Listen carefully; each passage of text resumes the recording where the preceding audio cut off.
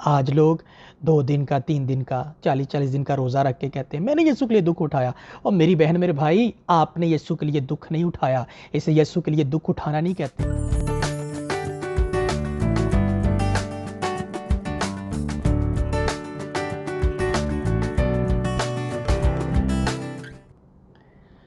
Few minute Bible study with pastor Arif Raza Gill के इस platform से मैं आप सबों को एक बार फिर से खुशामदीद कहता हूँ। और इन दिनों में हम लोग सीखते जा रहे हैं सफ्रोलॉजी के बारे में। सफ्रोलॉजी, जिस पर मैं इसके बारे में कुछ बेसिक बातें इससे पहले जो वीडियो थी पार्ट 1 उसमें बता चुका हूँ। सफ्रोलॉजी का मतलब क्या है? सफ्रोलॉजी 2 लफ्ज़ों को मिला के बना है। सफ़र का मतलब क्या है? ओलॉजी का मतलब क्या है? और फिर मैंने कुछ एग्जाम्पल्स भी आप लोगों के साथ शेयर की थी कि हमें सफ्रोलॉजी को क्यों सुनना है, इसके बारे में क्यों तालीम हासिल करनी है, इस पर भी इसकी अहमियत आप लोगों के साथ मैं डिस्कस कर चुका हुआ। बाइबल के अंदर जितने भी अंबिया मुरसलीन हैं, नबी, रसूल, राइचियस पर्सन, रास्तबाज जो है, इवन दैट कि मेरा और आपका नजात दहिंदा खुदावन यीशु मसीह, उसको और उसकी विल, उसकी मर्जी को और उसके सलीब उठाने को, यानी कि उसके उस दुखों को समझने के लिए आपको सफ्रोलॉजी के बारे में सीखना होगा। सफ्रोलॉजी का मतलब है दुखों के बारे में इल्म होना। अच्छा, एक होता है इल्म होना और एक होता है दुखों का एक्सपीरियंस करना। अब यहां से हमारी टीचिंग शुरू हो गई है, ध्यान के साथ सुनते रहिएगा। एक होता है सफ्रोलॉजी यानी कि दुखों के बारे में इल्म होना, और एक होता है दुखों का एक्सपीरियंस करना। आपने एक बात जो है वो अक्सर सुनी होगी, बाप अपने बेटे से कहता है, बेटा जब तू बाप बनेगा तो तुझे पता चलेगा कि बाप क्या होता है। माँ अपनी बेटी से कहती है कि बेटी जब तू माँ बनेगी तब तुझे पता चलेगा कि एक माँ क्या होती है। ऐसे जुमले तब बोले जाते हैं जब बच्चे जो हैं वो अपने पेरेंट्स का कहना नहीं मानते, तो फिर बच्चे आगे से जब वो ज़ोर आजमाई भी करते हैं, बहस करते हैं, तो फिर बाप थक हार के कहता है, बेटा जब तू मेरी जगह पे आएगा फिर तुझे पता चलेगा कि एक बाप क्या होता है।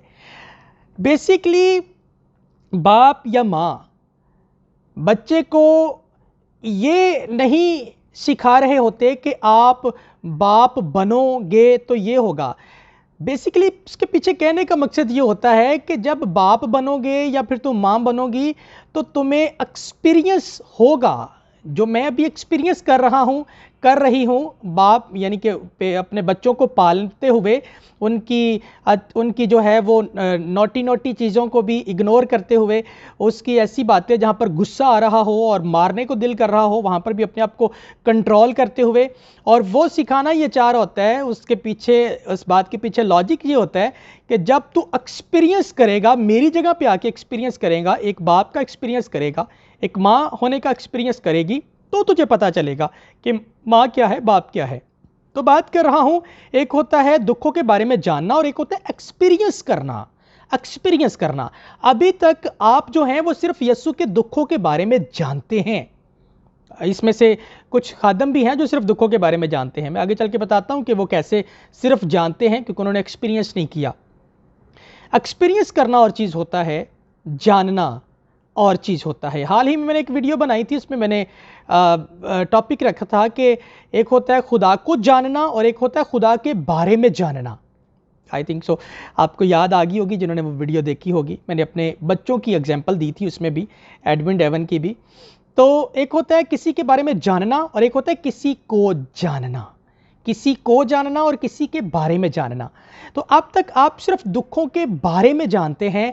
अगर आप दुखों को जानना चाहते हैं कि यीशु मसीह ने कैसे वो दुख उठाए और दुख उठाते हुए उसकी हालत क्या थी, पौलुस रसूल की हालत क्या थी, पतरस की हालत क्या थी जब उसे पकड़कर जो है वो काहिनों के सामने खड़ा कर दिया गया था, सरदार काहिन के सामने, और वहां पर वो किस तरह दलेरी से बात कर रहा था, उसको जानना और है, एक्सपीरियंस करना और है।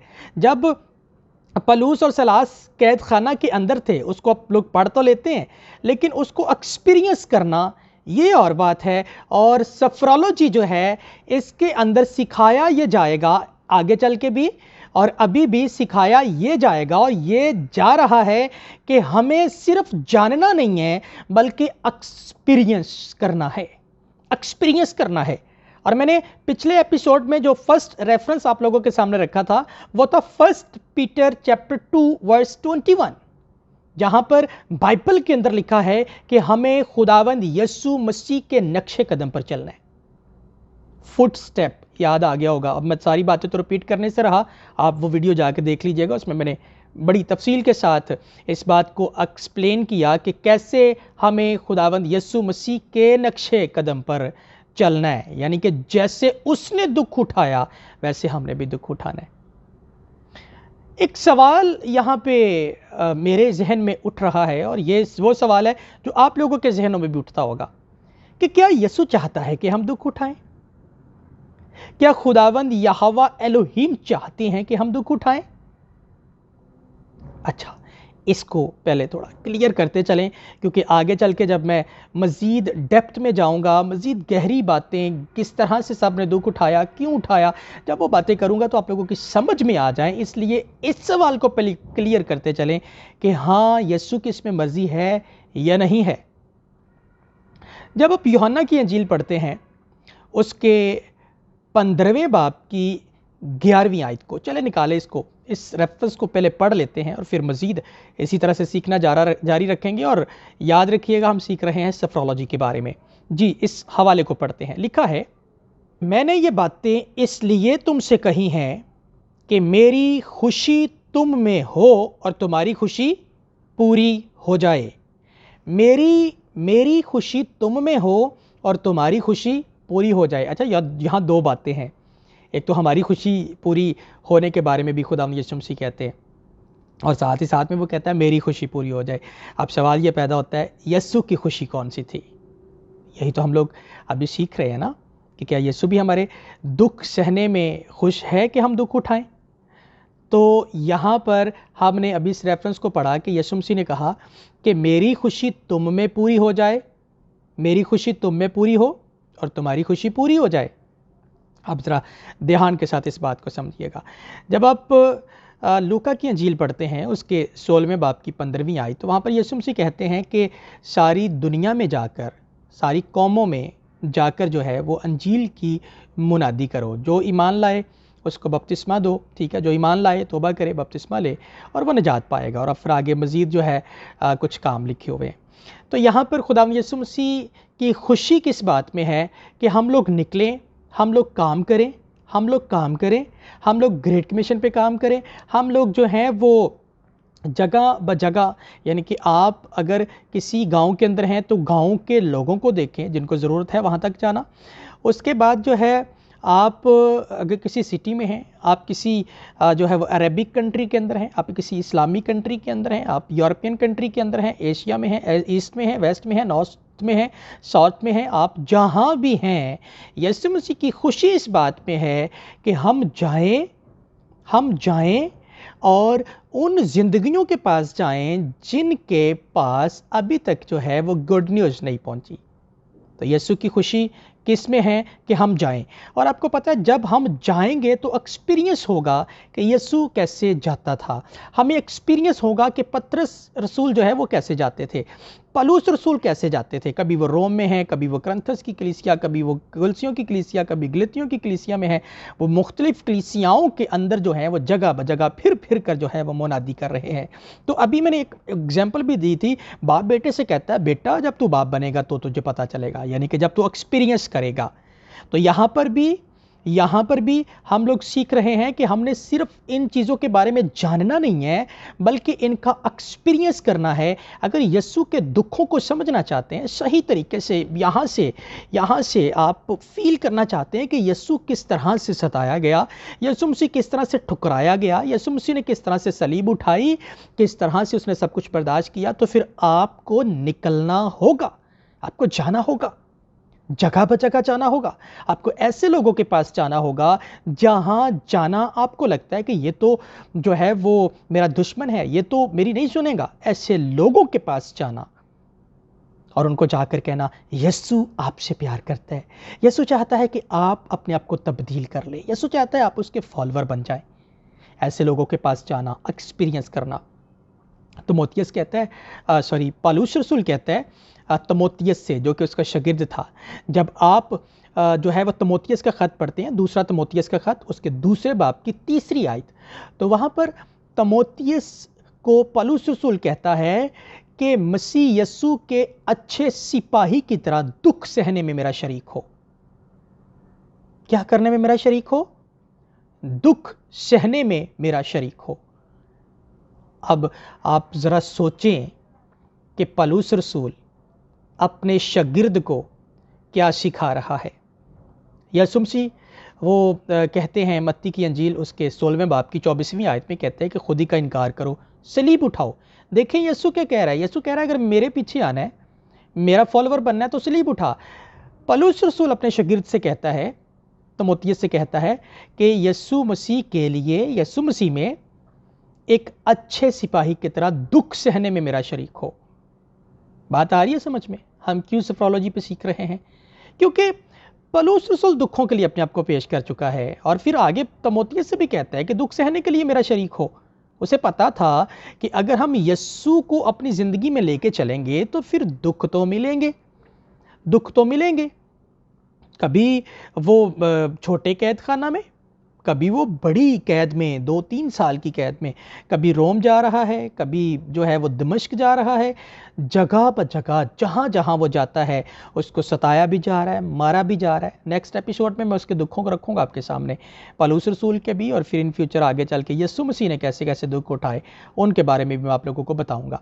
तो यहाँ पर वो तीमुथियुस से कहता है कि एक अच्छे सिपाही की तरह, एक अच्छे सिपाही की तरह, खुदावंद यीशु मसीह के एक अच्छे सिपाही की तरह जो है वो दुख सहने में मेरा शरीक हो। सवाल है आपसे, क्या आप अपने आप को दुख सहने के लिए पेश कर चुके हैं? आप अपने आप को सलीब उठाने के लिए पेश कर चुके हैं? आप अपने आप को ग्रेट कमीशन पर काम करने के लिए पेश कर चुके हैं? सोचें, सोचें इस बारे में। या फिर आप किसी ऐसे सिस्टम के साथ जुड़े हुए हैं जिन्होंने कभी आपको बताया ही नहीं है कि आपको खुदावंद यीशु मसीह में काम करना है, यीशु मसीह में दुख सहने हैं। दुख सहने से मुराद वो वाले दुख नहीं जो दुनिया की तरफ से हमें दुख मिलते हैं, दुनिया यानी कि दुनिया में रहते हुए दुनियावी लोगों को जो दुख मिलते हैं।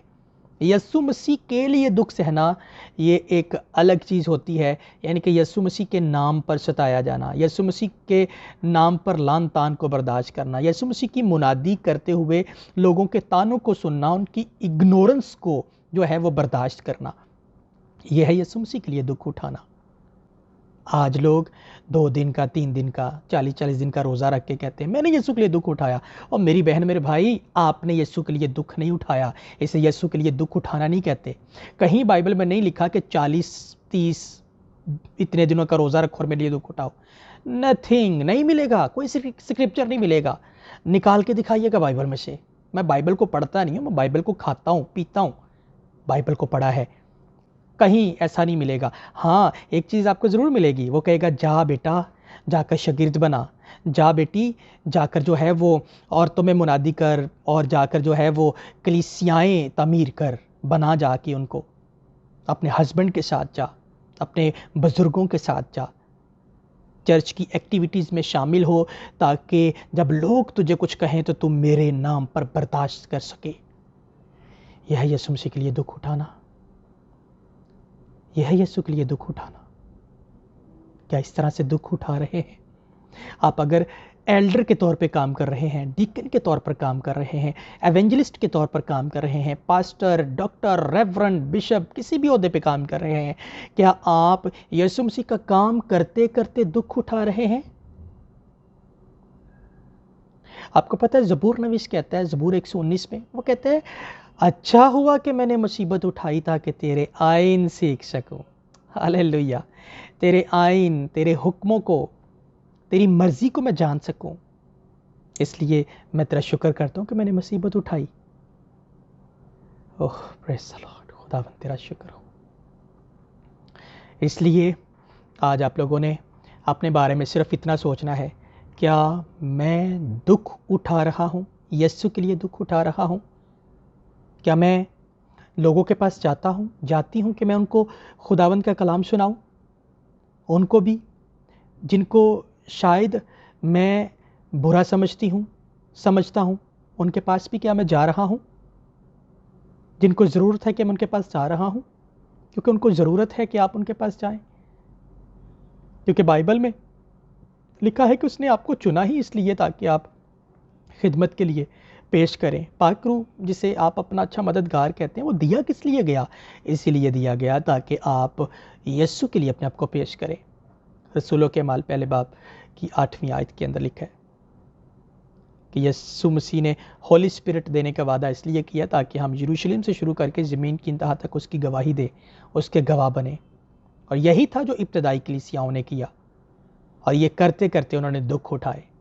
आज मुझे नहीं पता आप किस तरह के दुख उठाते हैं और बाद में कहते हैं मैंने यीशु के लिए दुख उठाया, मैंने यीशु के लिए दुख उठाया, जबकि आपके वो दुख बाइबल के साथ मैच नहीं करते। यीशु ने, शागिर्दों ने, रसूलों ने, इब्तदाई कलीसियाओं ने जो दुख उठाए, उन दुखों के साथ आपके दुख मैच नहीं करते। आज आप वैसे दुनियादारी में रहते हुए दुख उठाते हैं, कहते हैं मैं यीशु के लिए दुख उठा रहा हूँ। ऐसा नहीं है, मैच करें, उसको मैच करें बाइबल के साथ। हालेलुया, खुदावंद तेरा शुक्र हो। आज इस बात को जान लें, सोचें, दुआ में ठहरें, खुदावंद से पूछें क्या मैं दुख उठा रहा हूँ? क्या मैं तेरे लिए दुख उठा रहा हूँ? तेरे लिए दुख उठा रही हूँ? क्या मैं यीशु जी ग्रेट कमीशन पर काम कर रहा हूँ? अगर नहीं कर रहे, आपको लगे कि नहीं मैं तो खुदावंद यीशु मसीह के कामों में बिल्कुल भी शरीक नहीं हूँ, मैं तो जैसे तमोथियस पलूस के साथ दुख सहने के लिए शरीक था, मैं तो किसी भी एक्टिविटी में दुख सहने के लिए शरीक नहीं हूँ, अपने खादम के साथ शरीक नहीं हूँ, तो फिर आज आपको इस बारे में सोचना है और शरीक होने के लिए अपने आप को पेश करना है। अपने खादम के पास चाहिए, उसे कहें कि मैं खुदावंद के लिए काम करने के लिए अपने आप को पेश करता हूँ, अपने आप को पेश करती हूँ, क्योंकि यीशु मसीह की खुशी है इसमें कि हम अपने आप को पेश करें और यीशु मसीह के काम करते हुए दुख उठाएं। हालेलुया। सो खुदावंद इस सारी गुफ्तगू के वसीला से आप सबों को बरकत दे। नेक्स्ट यहीं से हम लोग मज़ीद आगे शुरू करेंगे और सफ्रोलॉजी को हम लोग सीखते जाएंगे और साथ साथ सीखेंगे और साथ साथ में इसका एक्सपीरियंस भी करेंगे। अब आप कहेंगे मैं एक्सपीरियंस कैसे करूं? अगर तो आपके पासबान आपको साथ लेके निकलते हैं, आपको चर्च की एक्टिविटीज़ में मुलव्वस करते हैं और आप लोगों को प्रॉपर तरीके से बाइबल के मुताबिक एक खादम, एक एवेंजलिस्ट को, डिकन को, एल्डर को क्या करना है उस तरह से पेश कर रहे हैं खुदावंद के कामों के लिए, तो वेल एंड गुड। अगर आपको लगता है आपके पास प्लेटफॉर्म नहीं है, मैं कैसे एक्सपीरियंस करूं, आप मेरे साथ रब्ता कर सकते हैं। FEMP मसीही ख़ानदान के किसी भी भाई के साथ, किसी भी बहन के साथ रब्ता कर सकते हैं। आप FEMP ग्रेट कमीशन की टीम जो कि पूरी दुनिया के अंदर फैली हुई है, आप किसी से भी रब्ता कर सकते हैं, बशर्ते कि वो FEMP ग्रेट कमीशन का मेंबर हो, उसके साथ जुड़ा हो और जो है वो काम कर रहा है। आप उससे कहें कि मुझे भाई आरिफ और फिर जितने भी लोग काम कर रहे हैं, जहाँ जहाँ ग्रेट कमीशन का काम हो रहा है, मुझे भी आप लोगों के साथ मिलना है, जुड़ना है और काम करना है, एक्सपीरियंस करना है यीशु के दुखों का, तो फिर आप उनसे रब्ता करके मुझ तक पहुंच सकते हैं, हमारी टीम तक पहुंच सकते हैं। हमारे प्रॉपर ग्रेट कमीशन के सिस्टम जो कि हम लोग लेके चल रहे हैं, उसके साथ जुड़कर एक्सपीरियंस कर सकते हैं कि बाइबल कैसे यीशु के लिए दुख सहने के लिए हमें कहती है कि हम पेश कर दें अपने आप को। God bless all of you. जय मसीह की।